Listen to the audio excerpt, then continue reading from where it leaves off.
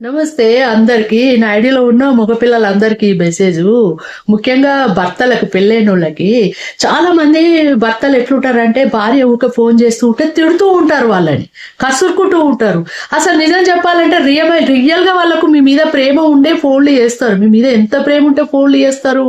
ఇప్పుడు వేరే పరాయోని పెళ్ళాలు చేస్తారా మీకు?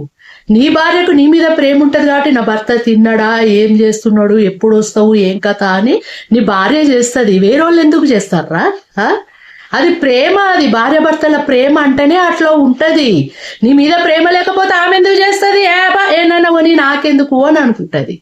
అవునా కాదా? అదే అర్థం చేసుకొని మీరు మాట్లాడాలరా. ఒక్క మాట ఫోన్ చేసి తిన్నా అని ఒక ఫోన్ పెట్టేస్తే అయిపోతుంది. బిజీగా ఉంటే అరే బిజీగా ఉన్నా, ఇప్పుడు నన్ను డిస్టర్బ్ చేయకని చెప్పాలి. నేను పలానా టైంకి వస్తా అని చెప్పాలి. చెప్తే వాళ్ళు ఎందుకు చేస్తారు? ఊకే చెయ్యరు కదా. అది నీ దగ్గర తప్పు. ఫస్ట్ నీ తప్పు తెలుసుకో. మనుషులు ఏమంటారు చూడు, ప్రేమాప్యాయతలు అనేది కాపాడుకోవాలి ఎప్పుడే గాని.